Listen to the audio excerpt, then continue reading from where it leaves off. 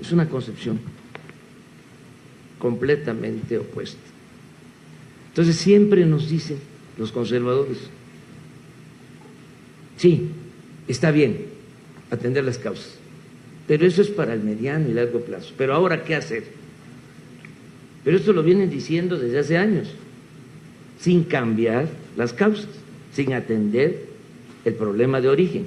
¿Cómo no va a haber inseguridad y violencia en el país si llevamos más de 30 años sin crecimiento económico, sin generar empleos? Si no hay crecimiento económico, no hay empleos. Si no hay empleos, no hay bienestar. Si no hay bienestar, no puede haber paz y tranquilidad. Pero ni siquiera son capaces de aceptar que se desató la inseguridad y la violencia por la falta de crecimiento, por la corrupción, por el abandono al campo, por el abandono a los jóvenes. Entonces, todo es profesionalizar a la policía. Vamos a que las leyes sean más severas. Sí, pero hay que atender las causas. El mexicano, el ser humano, pues no es malo por naturaleza, son las circunstancias las que llevan a muchos a tomar el camino de las conductas antisociales. Entonces hay que atender las causas. Entonces, en los cómo, primero esta concepción nueva, distinta, que no la tienen, ¿eh? Ahora es que están hablando más de lo preventivo porque ha resultado un absoluto fracaso su estrategia. Primero. Segundo, pues la voluntad política de que haya justicia, que no haya impunidad, que se respeten los derechos humanos, la voluntad política del presidente, porque siempre lo otro para el análisis de estos temas, los intelectuales conservadores, fifís les digo, siempre, los cómo. El principal cómo en este país es el proceder del presidente, el recto proceder del presidente. Si el presidente es corrupto, pues todos van a ser corruptos.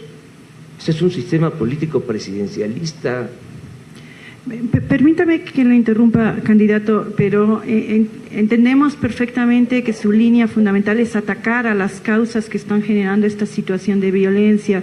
¿Eso significa que usted sería partidario de abrogarla de inmediato la Ley de Seguridad Interior? Es decir, ¿qué va a pasar con los militares en caso de que usted llegara a la presidencia de la República? Esa presencia de los militares en la calle, que son parte estratégica del actual actuar del gobierno. ¿Qué pasará en caso de que usted llegara? Por lo mismo, porque se ha militarizado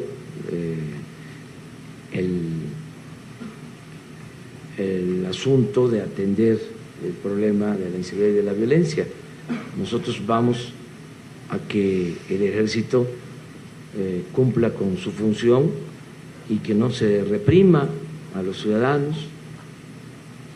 Está esta ley de seguridad interior en la Corte, vamos a esperar lo que resuelva. Lo que sí les puedo decir es que el próximo comandante supremo de las Fuerzas Armadas nunca va a dar la orden de reprimir al pueblo. Nunca le va a dar la orden al ejército ni a la marina de que se reprima al pueblo. Vamos a buscar la manera de integrar las corporaciones policíacas. Desde luego se van a profesionalizar, pero lo principal para la profesionalización, bueno, primero,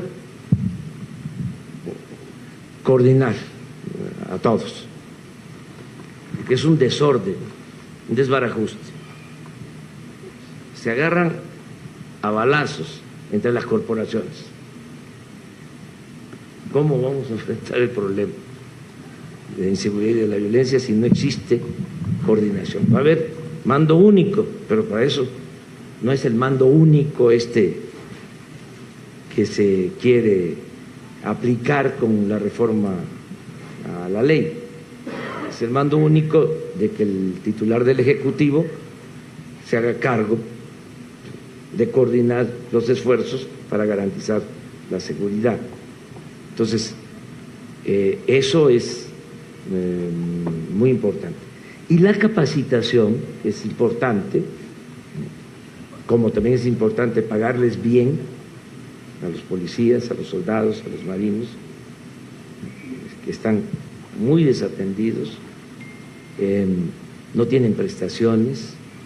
Además de eso, la capacitación tiene que ser a partir de moralizar, de imprimir valores. No solo es la técnica policial o policíaca, sino los soldados son pueblo uniformado, son hijos de campesino, de obrero. Sí, el presidente se dirige a ellos por regiones, a 20,000, a 30,000, a 50,000, y les habla de que tenemos todos que ayudar en la reconstrucción de México, en el renacimiento de nuestro país, que todos tenemos que ayudar y que tenemos que ser humanos, profundamente humanos. Las víctimas, muchos campesinos, obreros, conocidos de familiares, de soldados, conocidos de familiares, de policías. Entonces, ha faltado eso. Nosotros vamos a darle atención a la formación y no vamos a afectar derechos humanos, sacar al ejército de las calles, como se lo plantea, a ver, pero van a salir los soldados de la calle, o no, eso lo vamos a ver en muchas partes. La gente nos está diciendo, si se van los soldados, nos quedamos en el desamparo completo. Entonces, esto lo tenemos que ir viendo poco a poco. No es un asunto maniqueo de blanco o negro. Hay que ver qué conviene más para conseguir la paz. Y yo sí tengo confianza, creo que si todos ayudamos, vamos a serenar al país con la participación de todos. Candidato, digamos, nada más para tener la precisión nuevamente de sí o no en relación a la Ley de Seguridad Interior, ¿la abrogaría de inmediato, sí o no? Ni sí ni no.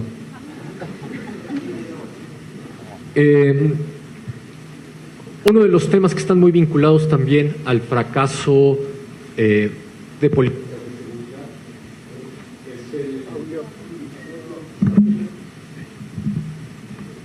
es la política de drogas, y quisiéramos conocer digamos, su perspectiva en relación a algunos de los temas más relevantes de esta política que también ha fracasado. Y como un punto de inicio para conversar al respecto, queremos conocer su postura en relación a la despenalización del consumo de la cannabis y también su postura sobre eliminar el delito de desposesión como medida para despresurizar también el sistema penitenciario y buscar algún esquema de beneficio de preliberación a personas encarceladas por delito de posesión simple de cannabis. Yo creo que todos los temas se deben de analizar, que no haya mitos, que no haya tabús. que discutamos todo. Es muy grave el problema de la inseguridad y de la violencia en México, como para no dialogar, debatir, escuchar todos los puntos de vista. Por eso mi interés de llevar a cabo estos encuentros del 1 de julio, pasando la elección, hasta el 1 de diciembre. Y quiero que discutamos todo, que se debata todo y que se resuelva lo que más convenga a la sociedad. Nosotros tenemos una ventaja, entre otras, con relación a nuestros adversarios. Somos libres, somos independientes.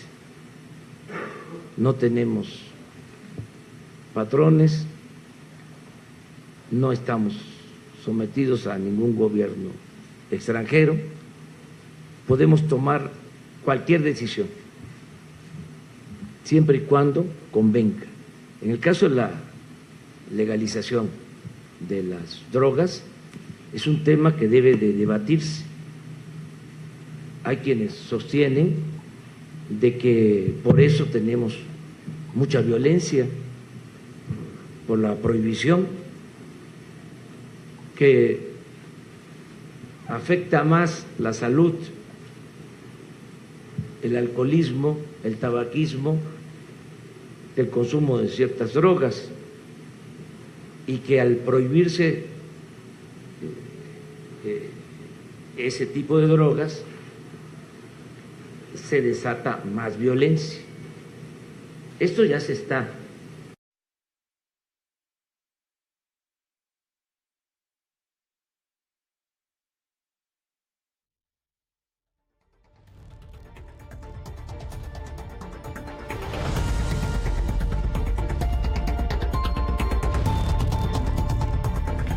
En unos momentos intentaremos continuar con esta transmisión en vivo desde el Museo Memoria y Tolerancia, en donde está en estos momentos Andrés Manuel López Obrador, el candidato de la coalición Juntos Haremos Historia. Pero mientras tanto, hacerle un resumen de lo que ha dicho en esta primera intervención y en esta primera ronda de preguntas y respuestas. Andrés Manuel López Obrador recordó que han habido 70 homicidios diarios en el país y que es necesario e indispensable cambiar la estrategia de seguridad. Ha dicho que pasa por combatir la pobreza, atender a jóvenes, rescatar al campo y proteger a la familia. Ha dicho no a la desintegración de la familia. Esto como puntos principales para poder superar la inseguridad y la violencia que sabemos aqueja al país. Cuestionado de manera directa sobre si abrogaría la ley de seguridad interior, dijo ni sí ni no. Ha sido un tema que ha estado evitando, pero que sin embargo es muy importante, sobre todo para las organizaciones y la Comisión Nacional de Derechos Humanos, quien organiza este evento. Por otro lado, dijo que el ejército no reprimirá al pueblo, ya que los soldados son el pueblo uniformado y que se serenará al pueblo con mayor seguridad. Sobre la legalización o no de la marihuana, dijo que él se pronuncia porque ya no hayan tabús. Y bien, mientras López Obrador continúa este diálogo, nosotros regresamos con la señal en vivo ahí a Memoria y Tolerancia para seguir escuchando su postura. Indudablemente el tema de la pobreza, como usted menciona, es un tema clave, pero también es el tema de la impunidad y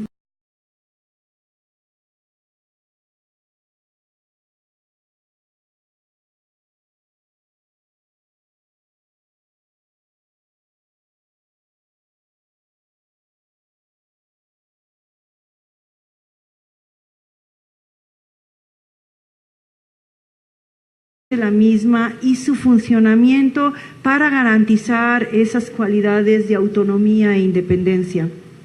Sí, yo estoy a favor de que podamos crear una comisión, por ejemplo, de la verdad, en el caso de Ayotzinapa, en otros casos. Lo planteé desde los primeros días después de esta lamentable tragedia. Lo planteé en el Zócalo, que se creara una comisión de la verdad. creo que eso conviene, conocer la verdad y castigar a los responsables, que no haya impunidad. Sostengo, contrario a lo que piensan algunos o lo que piensan desde el gobierno, que esto afectaría, debilitaría al ejército, si es que el ejército está involucrado. Pienso lo contrario, pienso que esto va a fortalecer al ejército, que perjudica más el que se oculte la verdad. A mí me molesta mucho que gobiernos extranjeros acusen al gobierno de México de estar ocultando la verdad. No me gusta, aún en estos temas, que haya esa injerencia. Cuando un gobierno actúa con la verdad, tiene fortaleza. Y nosotros no necesitamos que nos vengan a dar recomendaciones del extranjero. Nosotros deberíamos de procurar que haya justicia en el país. Entonces, en ese caso y en otros, llegar al fondo del asunto, actuar. El caso de la Procuraduría es muy especial. El principal problema de México, que es el que ha llevado a esta crisis de inseguridad y de violencia, es el de la corrupción y el de la impunidad. Entonces, un instrumento como la Procuraduría, pues se tiene que cuidar, no para que esté como ahora de tapadera, pero tampoco para que esté al servicio de los que realmente mandan en este país, que yo llamo la mafia del poder, que se han apoderado de todo el gobierno. El gobierno de México está secuestrado. Un grupo ha confiscado todos los poderes. Esos son los que mandan.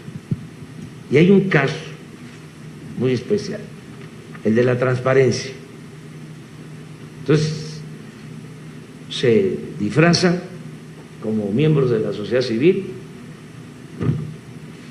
hacen propuestas y al final son instrumentos para que no haya ni transparencia ni combate a la corrupción. El Instituto de la Transparencia es un fracaso. Casi al inicio, lo primero que resolvieron fue mantener en secreto los impuestos condonados a los grandes contribuyentes. El Instituto de la Transparencia, surgido de la sociedad civil. Y lo último que han hecho es declarar que van a mantener en secreto el caso de Odebrecht. Entonces, cuidado con eso. Entonces, ¿qué propongo? Que el Ejecutivo nombre 3 y que el Congreso elija. No que el Ejecutivo nombre al fiscal, sino de conformidad con la ley, el titular del Ejecutivo propone 3, porque yo sí quiero cuidar eso.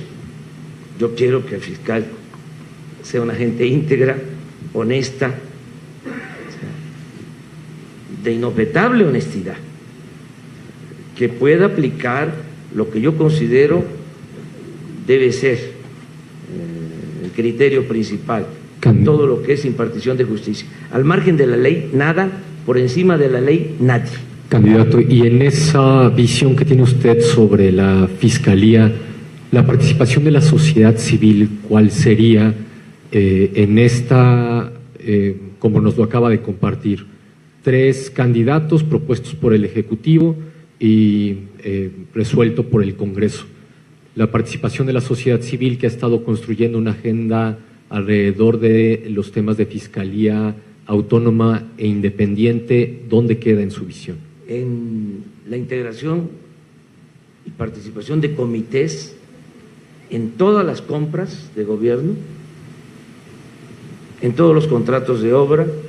Ya lo hice, o sea, fui jefe de gobierno de esta ciudad, se compraron, por ejemplo, 40 trenes para el metro, 400 vagones, se creó una comisión de la sociedad civil, de la verdadera sociedad civil,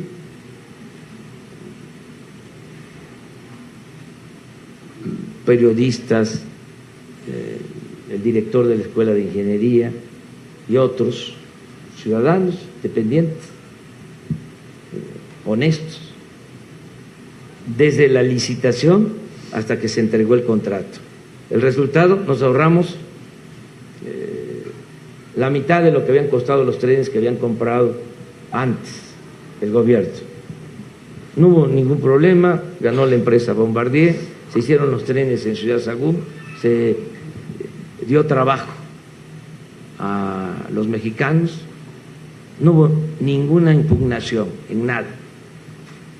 Si esto lo hacemos en todo lo que gaste el gobierno y se invita a participar a especialistas en todos estos casos, si hay un acompañamiento de la sociedad civil en todo, adelante, pues, desde luego, nosotros vamos a aplicar la regla de oro de la democracia, que es la transparencia. Déjeme regresar a su propuesta de una terna y la decisión en manos del Congreso. Finalmente no elimina eso, los criterios de autonomía e independencia, porque finalmente sean 3 o 5, al final el nombramiento original de esas 3 personas vendría desde quien ocupe la presidencia de la República, o se lo pondré de otra manera. ¿Estaría dispuesto a quien fuera, quien ocupara la presidencia de la República, mandar a una terna para la elección del fiscal que ocupara esta? Ya dimos a conocer quienes consideramos que podrían ir en esta terna. Lo que no quiero es la simulación. Miren, hablando de la independencia de los poderes, se eligió a los magistrados del Tribunal Electoral, órgano independiente autónomo.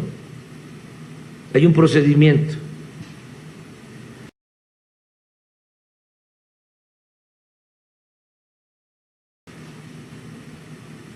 El Poder Judicial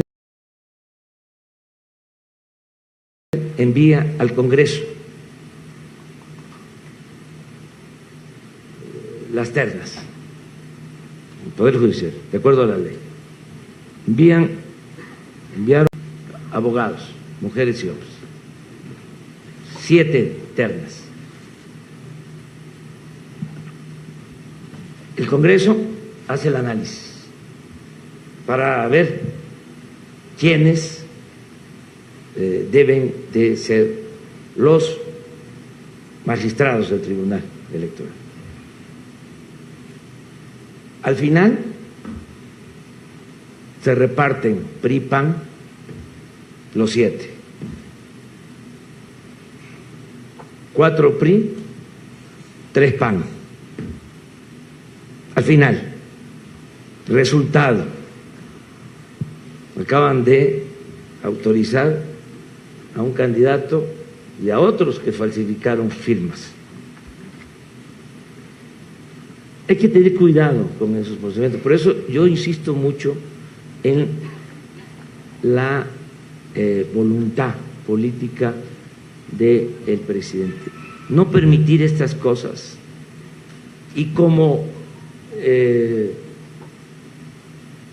hay una corriente fuerte, conservadora en este país, siempre ha habido, aquí han habido siempre 2 corrientes, toda la historia es México, conservadores y liberales, hasta después del triunfo de la República sobre el imperio, se mantuvo el conservadurismo. Entonces están en todos lados, igual el movimiento liberal, más compacto el movimiento conservador siempre, más relajado el movimiento liberal. Entonces, como estas cosas tienen que ver con el conservadurismo, con lo que yo llamo el PRIAN, que son lo mismo, pues no se discuten estos temas y se le da más importancia, por ejemplo, a esto del 102 de la Constitución, el que nos quiten la posibilidad de nosotros proponer una terna para tener un fiscal y combatir de verdad la corrupción. Miren, en el 2006, cuando todo indicaba que íbamos a ganar, Fox y Gil Díaz propusieron la independencia, la autonomía del SAT, que se convirtiera el SAT, que es la institución que cobra los impuestos, en una especie de Banco de México. Nos querían quitar, candidato, la autonomía, el instrumento para recaudar los impuestos. Entonces, todo esto hay que verlo con cuidado, pero yo les digo a ustedes, no es en el afán de dominarlo todo, sino no permitir que la mafia del poder siga teniendo injerencia y se siga estimulando, y que acabemos de verdad con la corrupción y con las injusticias que se cometen. Tenemos alrededor de 15 minutos más, candidato. La complejidad de los problemas de seguridad, de corrupción y de impunidad son más amplios que lo que tiene que ver con la transparencia alrededor de las compras de un gobierno. Una parte de la sociedad civil ha estado impulsando distintas reflexiones sobre mecanismos internacionales de combate a la impunidad que además tengan en su competencia los temas de los crímenes atroces, de violaciones masivas a los derechos humanos. Se considera que aun y cuando se hicieran cambios en la Fiscalía y en los procesos de procuración de justicia de este país, llevará un tiempo a que eso funcione, bueno, que pase de la impunidad casi absoluta a algo deseable. Queremos conocer en ese sentido, candidato, su postura frente a la posibilidad de un mecanismo internacional contra la impunidad, que además y contra la corrupción, y que tenga en su horizonte la participación de nacionales y extranjeros, también sobre violaciones graves a los derechos humanos, que pueda complementar el trabajo de las autoridades nacionales. Estoy totalmente de acuerdo, abierto a que organizaciones internacionales que trabajan para evitar la impunidad puedan intervenir en nuestro país. Completamente de acuerdo. Que puedan también perseguir delitos, ¿sí?, a través de ese mecanismo. Sí. Miren, es una vergüenza lo de Odebrecht.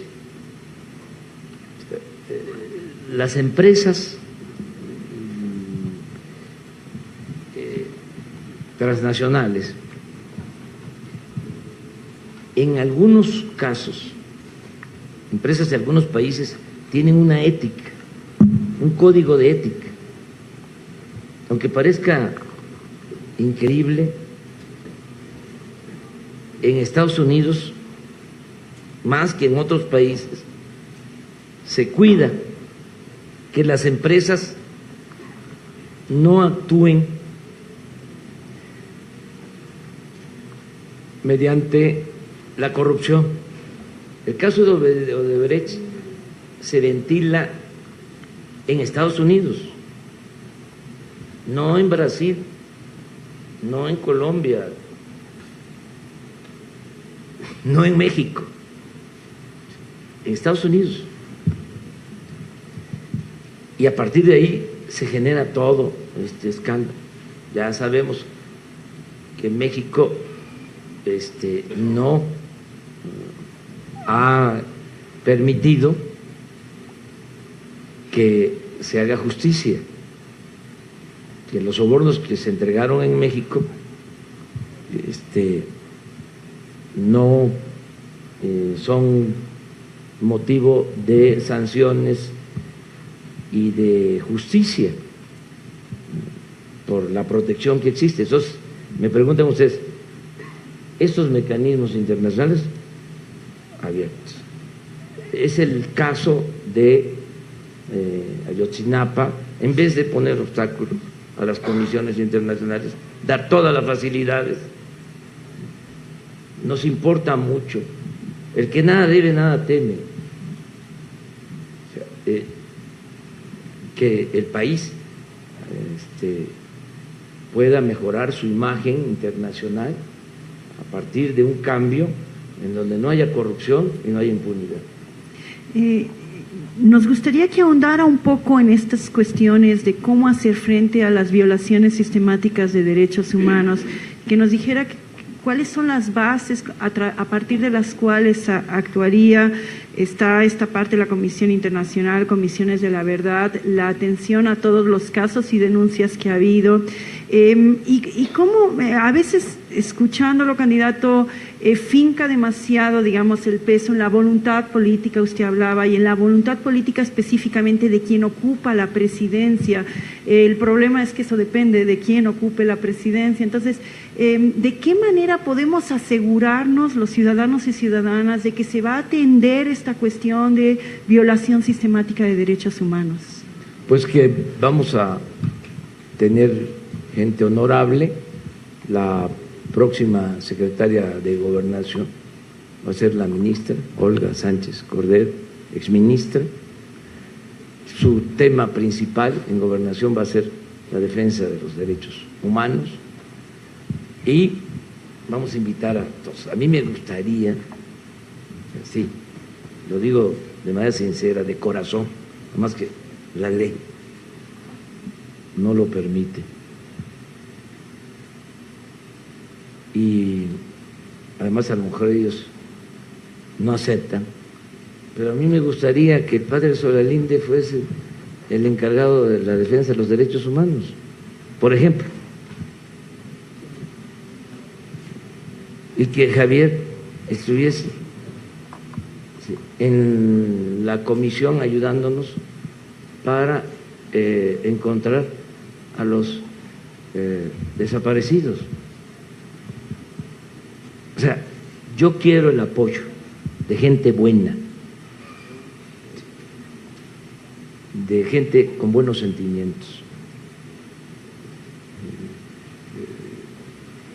Nosotros, en esencia, lo que buscamos es que se lleve a la práctica la máxima filosófica que viene de lejos, desde antes del cristianismo. Queremos que se aplique el amor al prójimo. Luchamos no solo por el bienestar material, luchamos por el bienestar del alma. Entonces, queremos justicia, ¿sí? Queremos felicidad, queremos amor. Entonces, todos van a ser convocados para ayudar en esta tarea. Entonces, si ya está la Comisión de Derechos Humanos, buscar si va a haber cambios, pues a la gente íntegra, sensible, recta, justa, para estar ahí, no al amigo, al compañero político, al leal. Yo no creo en la lealtad a los hombres, yo creo en la lealtad a los principios. La lealtad a los hombres suele ser abyección, servilismo. Yo me identifico con los que son leales a un proyecto de transformación, los que son leales a la justicia, los que son leales a la honestidad. Con eso me identifico. Entonces, existen ya las instituciones, es cosa de que en esas instituciones haya gente íntegra. Pero esas instituciones, si no funcionan, ¿qué hacemos? Tienen que funcionar, van a funcionar, no tienen por qué no funcionar. Va a haber un cambio, va a haber una transformación en el país. O sea, muchos no lo han internalizado, pero va a ser una transformación muy profunda. Han habido 3 transformaciones en la historia de México: la independencia, la reforma, la revolución. Nosotros vamos a llevar a cabo la 4ª transformación sin violencia, de manera pacífica, pero con la misma profundidad de las otras transformaciones.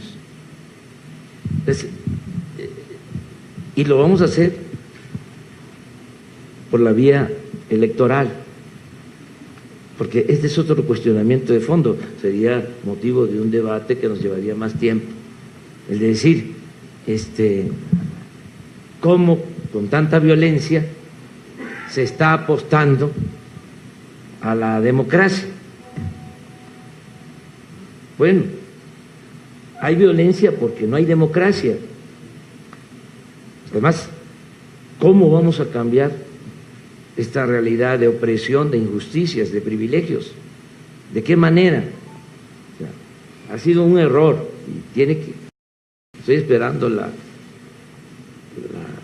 autocrítica, que no ha habido, de quienes durante mucho tiempo llamaron a no votar y le hicieron el juego al régimen opresor. Porque ¿cómo cambiamos una realidad de injusticias, de opresión? Nada más hay 2 caminos: por la vía armada o por la vía política electoral. Nosotros decidimos esta vía y pensamos que se puede, y se puede mejorar el país con una auténtica democracia. Es cierto, no ha habido democracia plena desde la época del presidente Madero. Hemos tenido muy buenos presidentes después de la revolución, extraordinarios. Se ha avanzado en el terreno social, no en el terreno democrático, pero ahora tenemos la posibilidad de establecer una auténtica democracia, un gobierno del pueblo, para el pueblo, con el pueblo. Esa es la transformación. Candidato, nos quedan 5 minutos para cerrar este encuentro. Le voy a hacer 2 preguntas. La segunda es la pregunta final que le estamos haciendo y le haremos también al resto de los candidatos. Y tendrá el resto del tiempo para dar un mensaje de cierre en este espacio sobre los temas que ya hemos abordado. La primera pregunta tiene que ver su visión. Ya nos habló del mecanismo internacional contra la corrupción, su visión sobre una comisión de la verdad que atienda los casos de violaciones graves a los derechos humanos, por lo menos de los 12 años más recientes. Quisiéramos algún detalle sobre eso.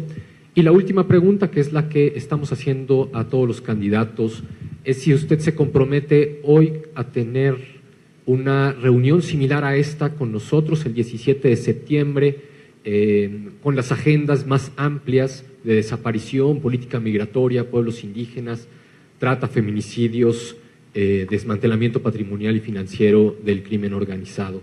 Esas serían las 2 preguntas, candidato. Estoy totalmente de acuerdo con las dos. Les digo que sí. Estoy de acuerdo con la Comisión de la Verdad. Todas las facilidades, todas, del gobierno para que se investigue sin ninguna restricción, que se haga una investigación completa en lo que tiene que ver con los derechos humanos. Acerca de la reunión de septiembre, desde luego, me gustaría nada más, y les pido eso, les pido que consideren el que ustedes puedan ayudarnos después del día 1 de julio, en el caso de ganar. Nosotros, yo hablo así con mucha seguridad de que vamos a ganar, porque aún en las encuestas cuchareadas estamos muy arriba, y ya no van a poder. La gente quiere el cambio, la gente está harta de este régimen de corrupción, de injusticia, de privilegios, y quiere un cambio verdadero. Y ya no les funcionó el numerito de estar engañando de que el PRI y el PAN son distintos.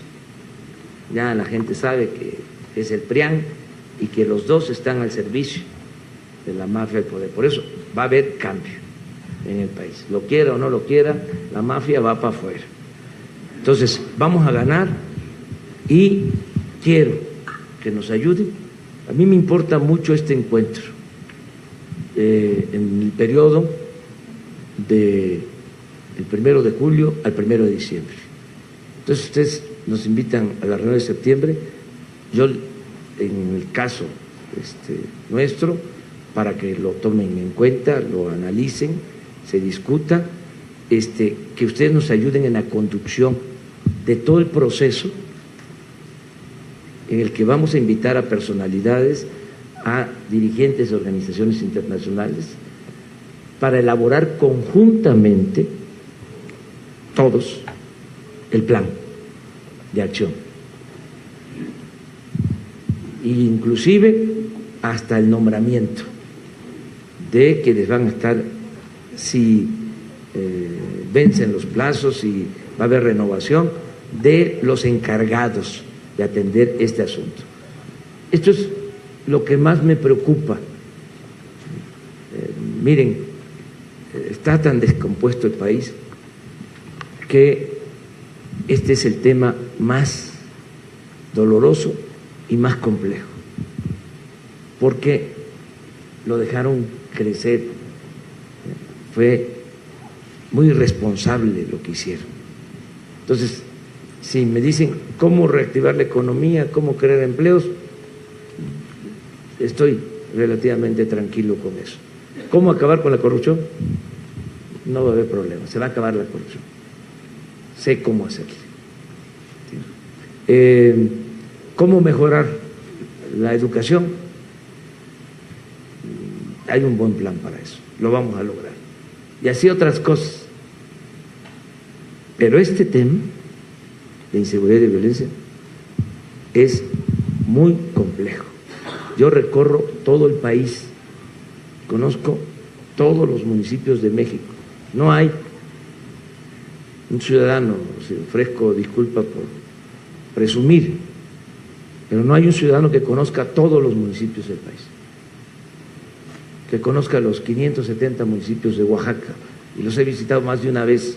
Estoy abajo con la gente, todo el tiempo estoy recogiendo los sentimientos de la gente y sé lo que está pasando en el país,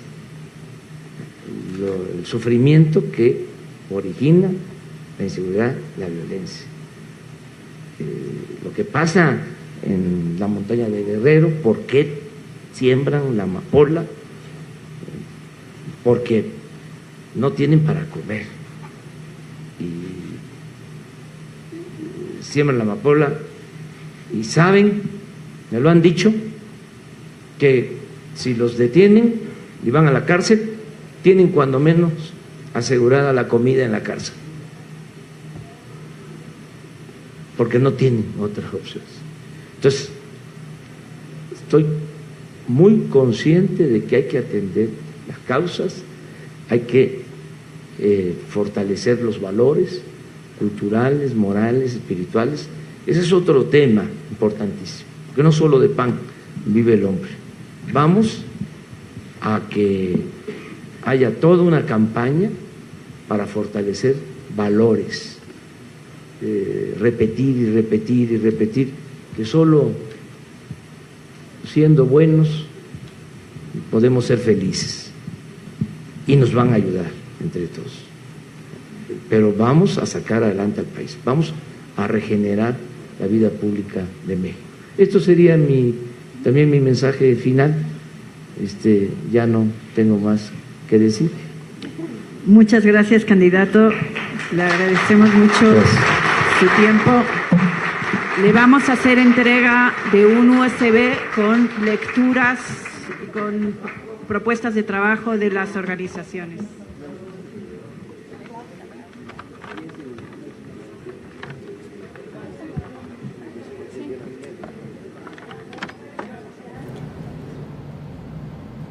Esta fue la participación del candidato presidencial de la coalición Juntos Haremos Historia, Andrés Manuel López Obrador. Y vamos con mi compañero Amílcar Salazar, quien se encuentra al interior del Museo de Memoria y Tolerancia y quien nos tiene más detalles. Amílcar, cuéntanos.